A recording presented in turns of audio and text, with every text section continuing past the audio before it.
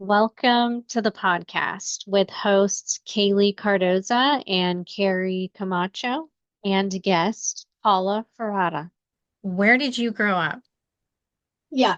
So I grew up in Colombia, South America. I my father is a trauma surgeon. My mom is a nurse. My mom is now retired. They actually are from Chile and they immigrated to Colombia when the political situation in Chile wasn't great. I grew up in Colombia where at a time where there was a lot of violence because of guerrillas fighting with the FARC, with the narcos and the political situation. So there was a lot of trauma. By default, anybody that was a surgeon was a trauma surgeon then.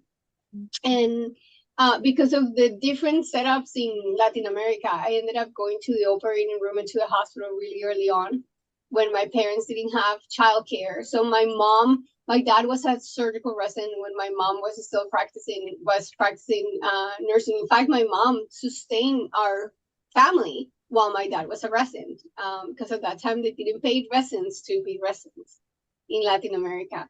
So at some point, sometimes we didn't have a nanny because you're trying to figure it out, and they would just bring us to work. And even though I'm sure in the United States there's laws that against that, I can Yeah. tell you that for us, for my sister and I, who my sister's also in healthcare, my sister and I, that was fundamental in who we became as adults.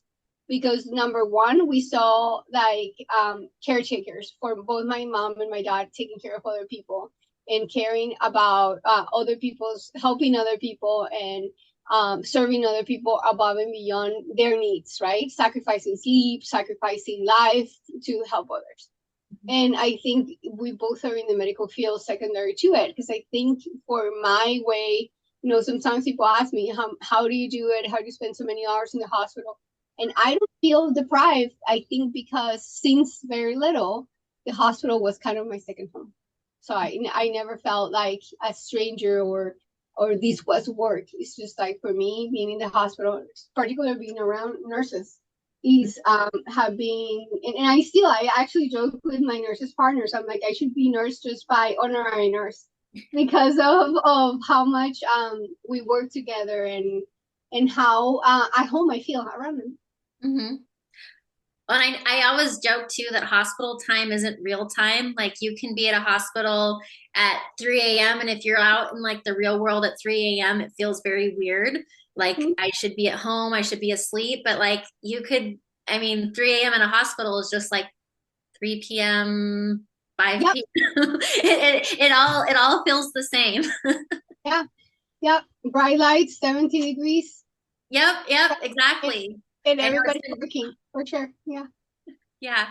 So I understand. And you when you work so closely with um your team, you spend a lot of time with them and you are working in stressful situations over time, you really develop like a camaraderie through working through tough situations. Yeah. Yeah. I think that stressful moments um bring you together with people. Like you sharing and I think there's some literature behind this, and not in medicine and in surgery, but in psychology. Mhm. Going through stressful periods of time together makes that togetherness stronger. When you were little, what's one of your first memories of healthcare that really stuck with you and is something that you remember to this day? Is there a memory that sticks with you? It was the day that surgery chose me. I don't think I chose surgery. I think surgery chose me. So I have always been very intense. Like, when I was a kid, I was like, let's do this, let's do that, let's do that. Like I was always in movement. And my dad had to go to the OR and the operating room, and he stuck my sister and I under the operating room's desk. So we were just drawing in progress notes and whatever, waiting for him. And I was like, I want to see my dad. I want to see my dad. I want to see my dad. I was 12 years old. And the operating room nurse, the head nurse, was like, okay. And she gave me scrubs and she put me in the OR. my dad was a scrub doing a rupture AAA, an aortic aneurysm that was ruptured because again, surgeons in Colombia were surgeons of the body, and the clamp, and I was over the anesthesia. The anesthesia, there's a barrier between anesthesia and surgery. They put like a sheet. So I was over the sheet watching, and the clamp, they have to move the clamp, and the blood went to the roof. And I was like, this is amazing. And I just could not shake it. And then my dad is like, well, why didn't you do dermatology? Why didn't you do something else? And I was like, no, I need to do surgery. This is like, I cannot do anything else. This is what I need to do. I was 12 years old when I saw it. Wow. Because most That 12-year-olds, that would make you like, take a step back. But so that's my sister. She's in healthcare and she's amazing. And she's one of the most resilient and most amazing people I know. She hates blood. She would not be able to deal with it. He was just the right kid at the right time with the right moment. It's just like it clicked. Did your when you were younger, do you remember noticing a difference between boys and girls from a young age? Well, in Colombia, definitely. The interesting thing is that I always been a girly girl. Like I always like dresses and pink and hoops and jewelry. Yet the boys always said that I was not feminine enough in Colombia because I was competitive. Like, you're too competitive, and it's true. Like I have gotten better, and I have gotten more patient and more collaborative as I age. Because I understand that the best competition is collaboration, and when we do things together, we achieve more. All of that. But when I was younger, I'm telling you, ages from 10 to 20, I was like, bring it. Like, I'm going to be like, if you say that I need to be 100, I'm going to be 101.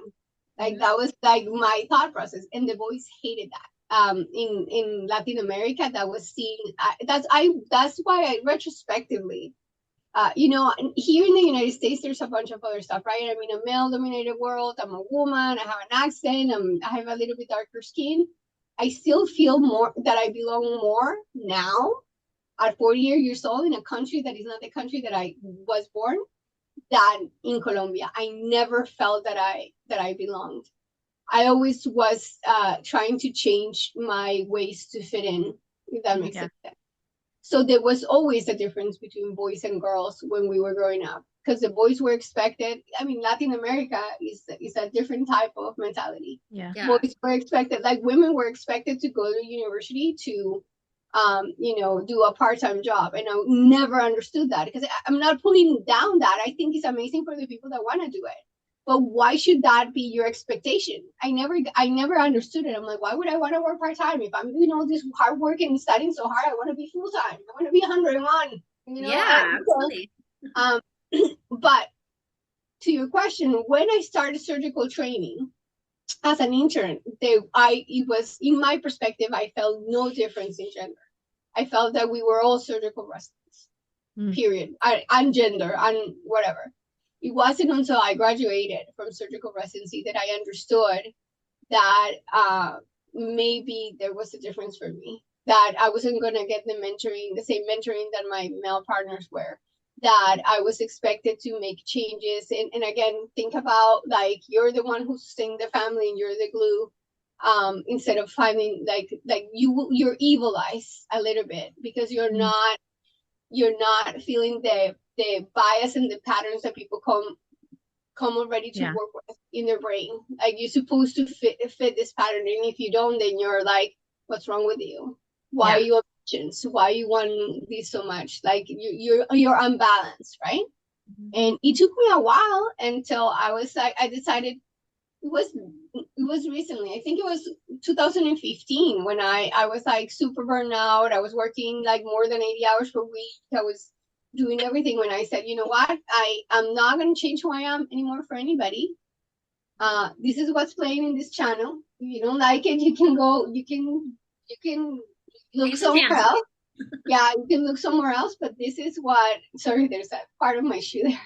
But this is what's playing in this channel. This is who I am. I am intense. Sometimes I am unbalanced. My Yeah. family loves it and it's okay, and my patients are great, and my job is great. So this is like what it is. Yes, I love what I do. I am not ashamed. How did your parents respond to you being more aggressive and maybe not being, the sweetest little girl that's gonna have 10 kids and cook all day? I think my dad has always been supportive, 100%. He had two daughters, and he has been like, how can I help you be the best version of yourself? Right? He never saw gender, and I think that's one of the reasons why he wanted me to also to leave Colombia. Mhm. My mom, on the other hand, my mom was bothering me of me finding a boyfriend and getting married. I don't know, since I was 19. Yeah. Uh, but that's okay. Like, now she has grandchildren, and so it's okay. It's all good. She got what she wanted. Exactly. Yeah, yeah. I mean, she's also very supportive, but in her mind, also, it's just what we think what happiness is. I don't think that she was pushing me to have grandchildren just because she wanted to have the grandchildren. But I think because for somebody, she's 76, right? So for her generation, being married and having children was what happy looked like, Hmm. what happiness looked like. And what I was working towards my career and oriented life, for her, that was like, you're not going to be happy. And I'm like, but you don't know, because this is my happiness, right? Everybody gives you advice through their lenses, how they see life. Hmm. Yeah.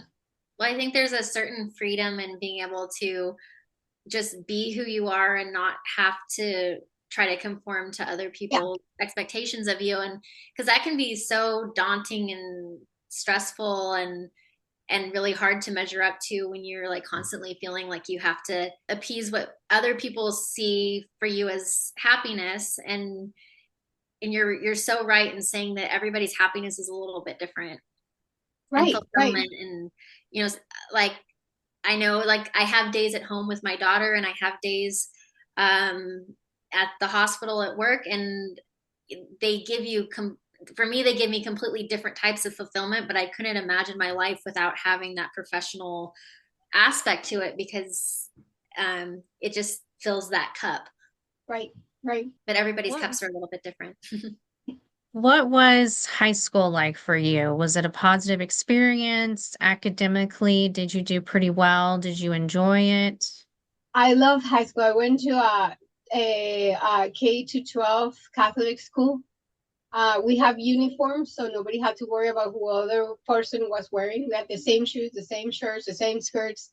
I was raised by nuns, so there was always that tension of me wanting to find out more, challenge what the Catholic Church was Uh, saying, blah blah blah, right? But one part of the nuns, the Catholic Church, the nuns that we don't see, or we don't see as often, is that they're leaders. Nuns are leaders. They're like community leaders that want to give back, that want to serve. There was like at the beginning of every day, there was a reflection, and we all competed to who was going to read the reflection day. And I think that those moments of introspection left a positive mark on myself.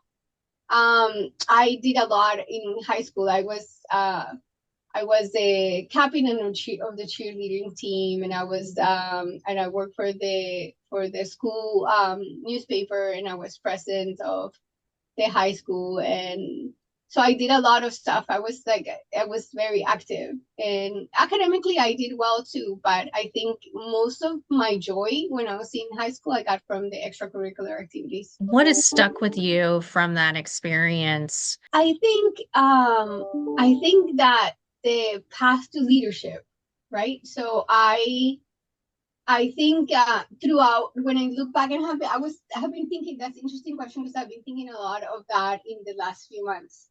I think that nobody really in medical school or in surgery teaches you how to be a leader, or how to, and you have to, and in those things, you have to become a good leader, because you have to lead your team in the trauma bay, or you have to advocate for your resources, but nobody really teaches you formally how to do it. And now in the position that I am at right now, and I know that I had the opportunity to grow in my leadership and realize that I actually love this. And I'm not bad at it. I mean, I read a lot about it and I train myself a lot about it because I think it's a skill, you know, like removing a gallbladder or an appendix. You have to learn it, you have to study it, you have to get better at it. But I think when I think back, when I was first trained and taught that we all have to lead ourselves before we lead anybody else, and it was definitely like K to 12 with the nuns in the Sacred Heart of Jesus school that I was in Colombia. It was like, you know, no complaining, no whining, take responsibility for your own things. If you're not being successful in this, get a mirror because 80% of the stuff is coming from you. All those skills I think I got from that time.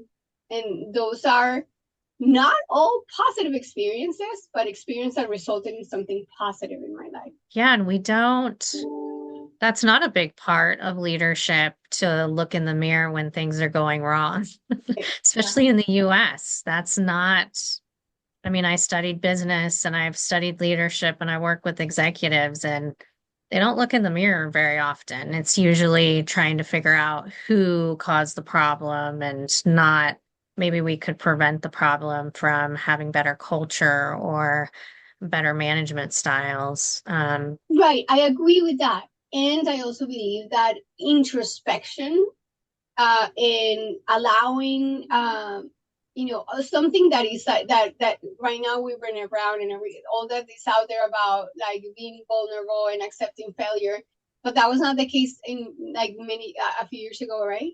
And it's definitely not the case in healthcare because you see a lot of blame and shame in healthcare. Something bad happened to a patient, whose fault was it? That person needs to get fired, right? Mhm. That's how it, and you know what, like no, I that's how you not find out how to fix the problem. That's how it's deemed to be repeated again, right? But Right. if Well, all, yeah, but putting yourself in the shoes of people that make the mistakes, because it can happen to anybody, and having a strong will to have introspection. I think those are things that can help quality, drive patient quality. It makes you a better leader, it makes you a better mom, it makes you a better citizen, right? um is a way of constant improvement. We There's opportunities for learning in everything and anything that we do. But talking about cups of water, it's really hard to fill a cup of water that is already full. If you have team members that know so much that they know it all that they cannot be trained in anything, those people then they have reached their plateau, right, in whatever thing that they're doing. I think one of the things that actually being in that school taught me was that learning is a skill that you should cultivate for life. You can never stop learning. When you stop learning, you stop growing. I'm going to take that cup of water analogy. I love that because it really perfectly, encapsulates, you do meet some people that feel like I've got this, and especially in healthcare, they're like, well, it's the age old thing, like, well, I've been doing this like this for years. And you're like, yeah, but it's not evidence based. And it, but you go back to like, this is, if you don't want to learn, you won't. Yes, Right. exactly. So that's the thing. The worst, I said this before in other things regarding trauma. The most dangerous phrase in surgery and in science is saying we always have done it that way, and that's how you stop advancing. The moment that you're stuck on that, oh, we're doing this and we don't need to try anything new because we always have done it that way. You're doomed to fail. Yeah, you're now stuck for sure. So, as you entered college, did you study in Colombia or did you move to the US around that time? We don't go to college. So I went straight from high school to medical school in 1994. I was 16 years old. Wow. And then I came to the United States when I finished medical school in 2000, and I spent some time in Jackson Memorial in Miami doing research and doing internship, and then I went to Cathedral Deaconess in Boston and did general surgery residency. Then I went to another year to University of Pittsburgh in the critical care fellowship. Then I went to shock trauma in Baltimore and did an extra year of acute care surgery. And then I worked for VCU for 11 years before I moved to Innova to take this job.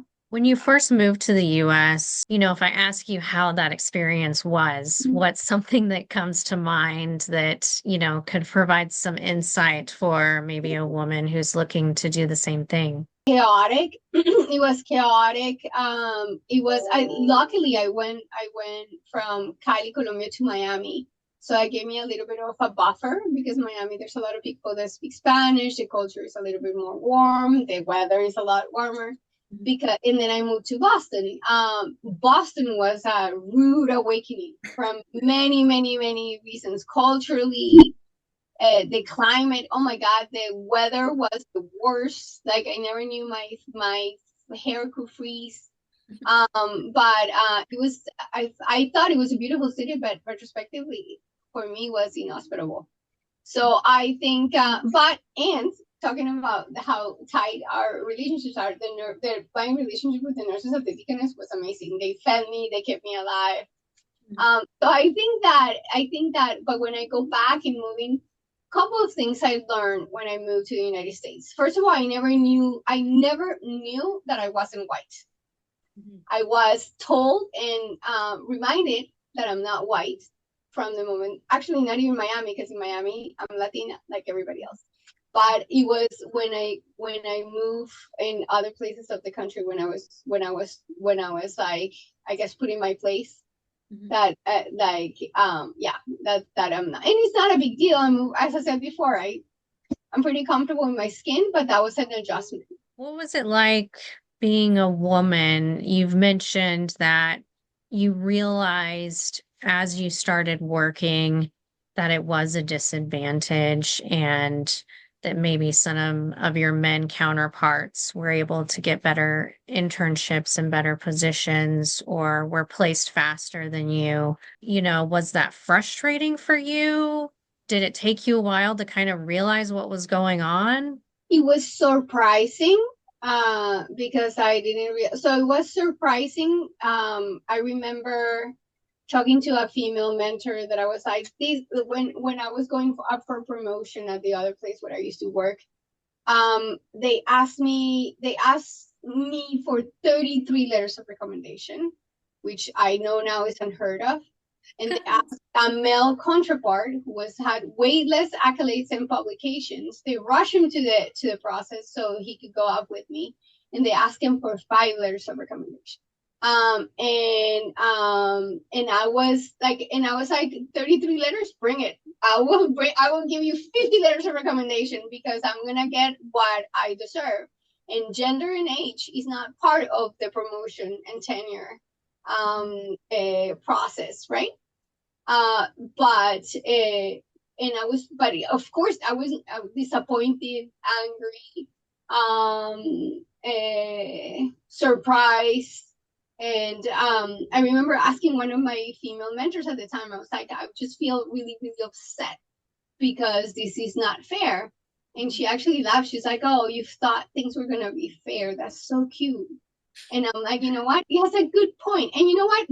From the moment that happened, though, even though it was not fair and it's upsetting, but I corrected for it and got what I wanted anyway, right? So yeah. What that taught me was like, look, a lot of people are going to think what they're going to think. A lot of people come here with biases about what a woman can and cannot do, right? But if I were to use my time correcting those people or getting upset at those people, I would not have time to do literally anything else in my life, right? If those people think that I'm not capable or I'm not deserving or go back to your country or whatever, I think that reflects on those people's education and understanding of the world, and those people need some mentoring. But unless they're my residents, it's not my job to mentor them or to help them see the world differently. My job is to mentor my residents, mentor my fellows, to publish what I have to publish, to lead my team, to help my patients, to make sure my children are happy and healthy, to make sure my dogs are alive, to make sure my husband is happy. You know what I'm saying? That those are my jobs. I mean, I have many jobs, right? But my job is not to fix somebody else's inappropriate bias. That's their problem. And in the moment that you let down that bag of bricks, you're like, oh, I'm free. Look how Yeah. much more free time I have. Look like how much like less upset I am about the world. Because then, like I used to get upset when people was hostile.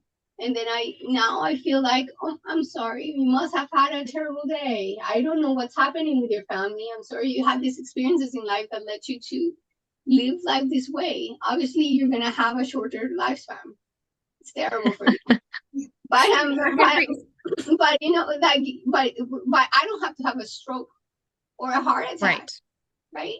You Like don't I have to can. carry the burden of their mistakes and their ill will towards you. It's not your burden to carry.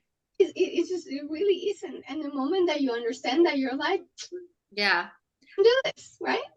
I know my dad always told me, growing up, he worked he was a firefighter, paramedic, and he always told me, people have to go home with themselves. You get to leave at the end of the day, and you don't have to ever see them again, or deal with them, or you have a way to get away from them, but they're stuck with themselves all the time. And that really resonated with me, and I kind of keep that in the back of my mind when when I meet people that are maybe not being fair, or I don't agree with the decisions they make. I'm like, well, at least I don't have to be them.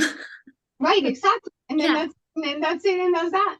And Hmm. and some people learn from their mistakes, and some people don't, and that's okay. You, as I said before, you learn from everything. Some people that are discriminatory, and then they're bad bosses, and they're all of that, they teach you who not to be, and they teach you what not Mhm. to do. And it's like an M&M, right? In medicine, we do M&M. So if you have a complication, you go and discuss it, and you talk about how to make it better next time. When things like that happen in your life, it could be your responsibility or not your responsibility. I believe you always have to take self-responsibility for how you could have made the situation better. Hmm. Sometimes your reactions trigger some people's weird biases or way of seeing life. So you take responsibility for that. You learn from it and you move on. And then so you never really fail. You're Hmm. either learning or growing or winning. Well, and the beautiful thing is that you're now in a teaching and leadership position where you can pass this wonderful knowledge on to the next generation of physicians and surgeons, and help to kind of work on breaking some of those cycles. And it won't necessarily always, I'm sure, resonate with every single person you come across, but I'm sure it'll make a difference in so many people. Yeah. I 100% believe in that. I think that's when, like, that's why I admire so much what both of you are doing. Because I believe strongly in women helping women.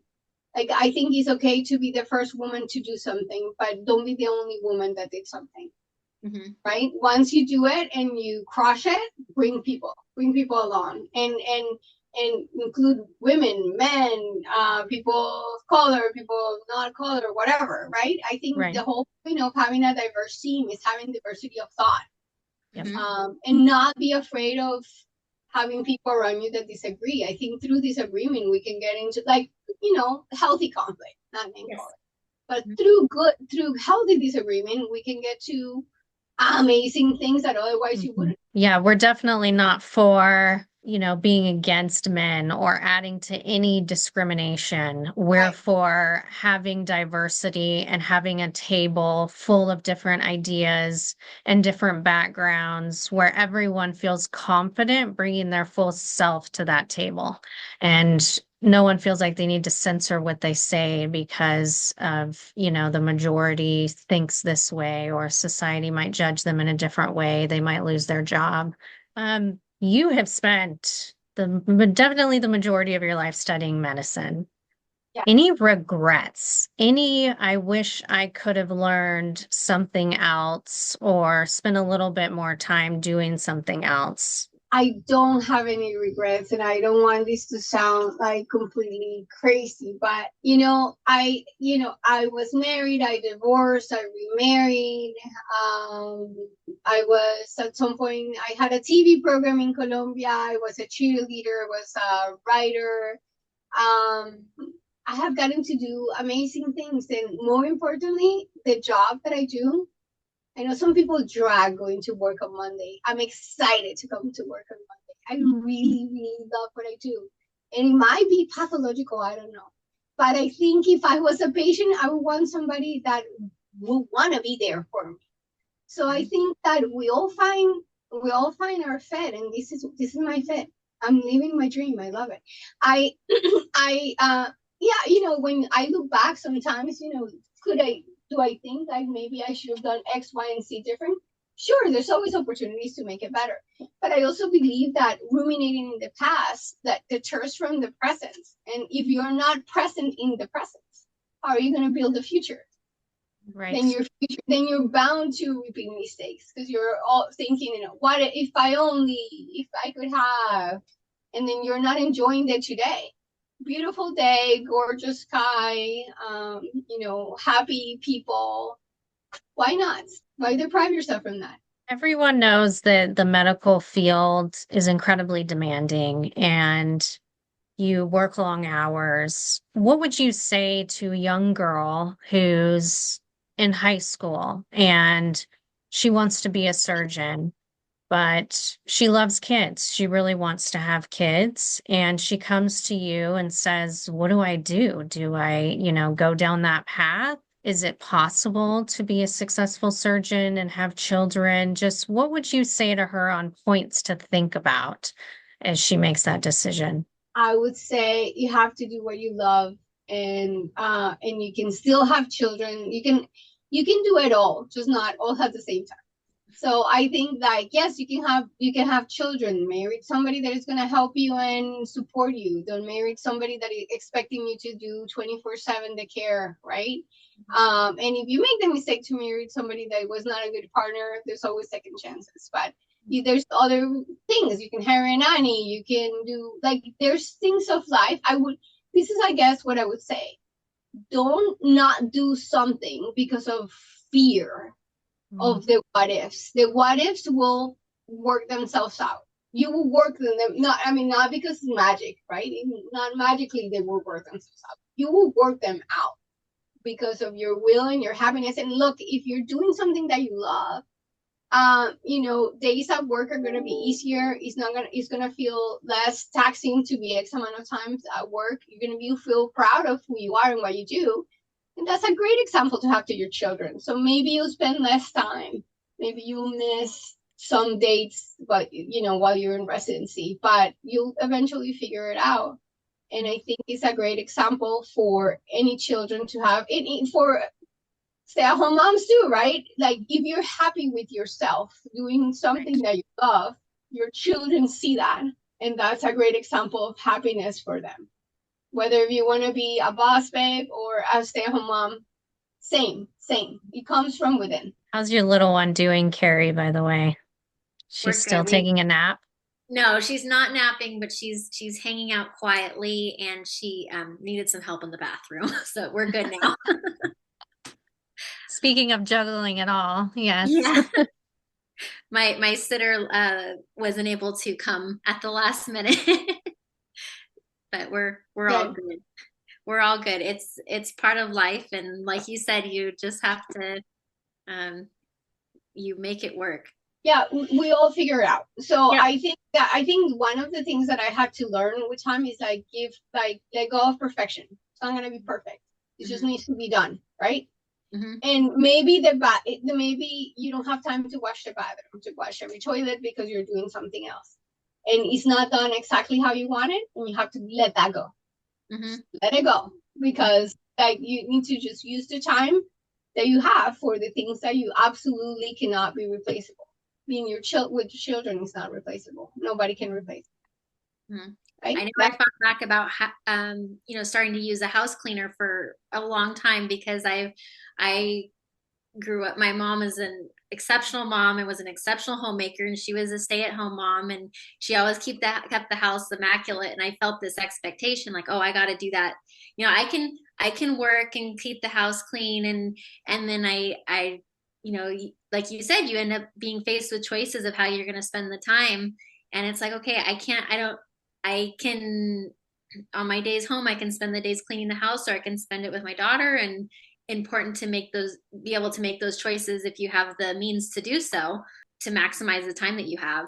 Yeah, it's shocking to me how I mean, I think, Carrie, you'd even told me that you felt a little shame in making that decision, or that your mom had questioned you and hiring a maid. It's crazy that we're still dealing with that. I mean, what's wrong with us getting a little help? And it Mhm. doesn't mean that we're a bad woman or a bad mom just because we want a little more help so that we can spend more quality time with children. Mhm. 100%. But this is the hard part about this is like, again, it comes from within, letting go of the shame and the blame. Mhm. Is something that, or anybody else's expectations. That took me decades. Mhm. It took decades, right? Because we're people pleasers. We want everybody to be happy. And sometimes, like, in placing boundaries, be like, you know what? No, I don't have to drop everything that I'm doing to change and help what you're doing, right? I Mhm. think that it takes time, and it takes introspection, and it takes finding your power and your voice to be able to do that. Mhm. Well, there's 24 hours in a day, and that Yeah. doesn't change regardless of what you have on your plate. So you have to be able to prioritize and, do what you can do with what you have, I guess. And I want to ask you about Colombia. If you could bring a part of your life from that time to the culture in the United States, what would it be? What's something that we're missing in the United States that you wish we had that's from Colombia that you love?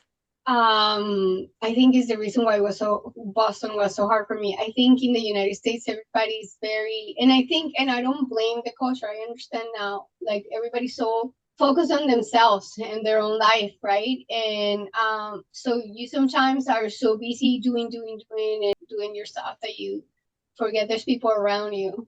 So it's lonely. It is very It lonely. is. In Colombia, somebody puts music and somebody else comes, and then all of a sudden there's a party, and like everybody's like there together with, and everybody knows neighbors by name and by story. And here I think that there's such I mean, to tell you the truth, that in Colombia, even people, like, we take lunch, we take 2 hours for lunch. I mean, not maybe not in medicine, in medical school, yes, but everywhere else, every job, people take from noon to 2, because they go home, they eat, they spend time with their families, they come back to work. And I wonder, if you measure productivity, how much more productive we would be if we had that opportunity, right? Mhm. But here, like, how many times we skip lunch, or how many times we like eat a burger in the elevator, Mhm. like protein bar. That's why protein bars are so successful in the United States. Yeah. Because you're like, instead of actually eating, you're like, ah, let's go, like, put something in your stomach. Yeah.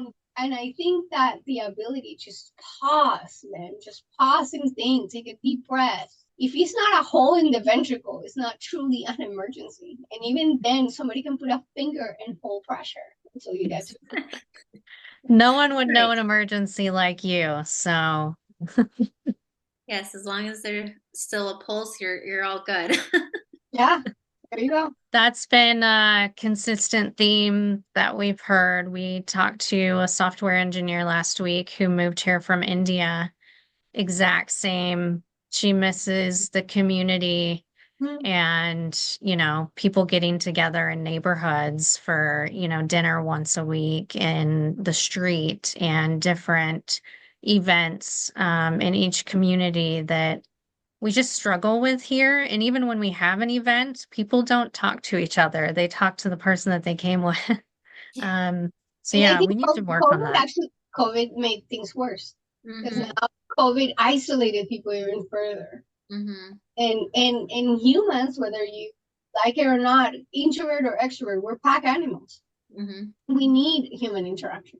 Yeah, and it puts more on women because in many other cultures, when a woman has a baby, your neighbor helps, your neighbor brings you food, everyone around you is very supportive and understanding. Or if you get a new job, oh, I'm sure you're busy doing training. Can I help you with anything? Or are you stressed out? And they'll talk to you, where that's just not as normal here. It's not a part of our society. We feel like that's rude, like we shouldn't ask how things are going with a new job or something like that. Yeah, yeah, you're right. That program, What Would You Do? That TV program. I love that TV program because that's the whole point. Like the culture of the United States is like you don't need to get into anybody else's business, but you can get into other people's business because you don't caring, right? And even if nothing, you might learn like a great story, or like talk to your Uber driver, talk to your car driver, to ask the security guard, how is he? I mean, I don't know. I think that there's that sense of community makes us whole. Mm-hmm. Something I wanted to ask you about, because I know there's going to be a lot of young girls listening who are dealing with an amount of stress that maybe they've never dealt with before, maybe they've never dealt with on their own. And you've really pushed yourself in your career, you've accomplished a lot. What are some things that you have learned about trying to manage stress and trying to be healthy and still as successful as you can be? It's real. It's a real thing. Stress is a real thing, and you always want to do more. So you're always squeezing everything in every second of your life. And I think you need to self-care is not selfish, and we are always. I find also this is gender specific, having so much guilt for having time for yourself. And sometimes you might not have an hour to go to a gym, but then choose go up the stairs instead of the elevator, right? Incorporate some movement in your life. I think keeping the hormones of happiness, oxytocin, dopamine, serotonin. You need sunlight. You're in the hospital, you're working your butt off, and you're there before the sun rises and you leave when the sun sets. Go for a walk in the middle of the day, right? Sometimes if you're an introvert, you're overstimulated. Oh my God, yeah, you can't take it anymore. Lock yourself in a place for 5 minutes. Again, if it's not a hole in the right ventricle, it can wait. 5 minutes is not going to kill anybody. Take a deep breath. Focus on your breathing. Amazing the things that how your heart rate decreases just by focusing on your breathing. Maybe you're in situations that you hate and you have to go through them because they're part of life, but nobody's in your brain other than you. So you can take yourself back to when you were hung in your bed, your last vacation. Remember what the best food that you had lately taste. In those moments, immediately, like somebody might be yelling at you, something terrible with you, and you're like ready to react, seeing red. You feel your heart rate goes up. Nobody else is in your brain but you. Bloop, switch. And then all of a sudden you're like, oh, good to know. Thank you. Next. Thanks for the feedback. Yeah, thanks for the feedback. Or let's talk when you're less upset. But you're instead of like you also like adding to it. I think that those are parts of not only managing the stress but keeping your emotional regulation, your sanity. Mm-hmm. Well, I know one thing that I was really interested to ask you about is I know like trauma acute surgery, like you see a lot, and you see a lot of people who woke up and were ready to go about their daily life and had their lives catastrophically changed in an instant. And like, how do you deal with that aspect of stress of your job? And because I know burnout is a big thing in healthcare, and like, how do you take care of yourself in that regard? That's super hard for me. I have that when you do something that changes the life of a patient for the positive, and maybe sometimes you get the opportunity of save somebody's life, the surge of dopamine that you have is like, oh my God, you're on crack. Like nothing feels better than that. But when somebody does poorly, it breaks your heart in pieces. And that's a really hard thing to recover. I think things that have helped me is do not isolate yourself. Again, shame and blame. You're going to be like, it's my fault, I suck, blah, blah, blah, blah, and all this horrible rhetoric in your brain. Don't try to control that rhetoric. Don't talk to yourself like talk to yourself like you will talk to your best friend, not your enemy, right? And we do horrible things to ourselves. Trying to control that is really helpful. Do not isolate yourself. Find somebody that you can trust, that you can talk to about these things. My best friend in residency at the Deaconess was the priest from the chapel. I mean, I knew a lot of people and I knew my co-residents and whatever, but the priest from the chapel was somebody that I could, like, anytime I don't think he understands like much medicine, but it didn't matter because I could just tell him whatever. And he was always there for me. which is interesting. But it doesn't have to be even a human. I mean, I can talk to a dog all the time, and they're like, some dogs are much better than many people I know.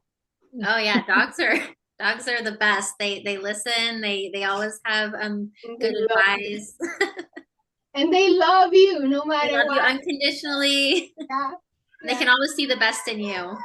yeah, yeah. For career advice to give someone who's trying to, maybe they're just getting out of college and they're starting to work and they want to do the best they can and move up as quickly as they can. What are some things that you did, or maybe you wish you had done, that really helped you in your career? Have a plan, because I think you're not gonna be able to accomplish what you don't envision that you can accomplish. If you can think it, you can do it. But you have to think it, and nobody can do that thinking for you, right?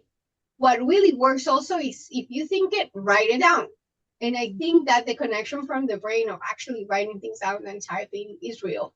Like, I think that helps you and helps you focus, right? And then if you can verbalize what you want, and then you can start finding paths of how to find it.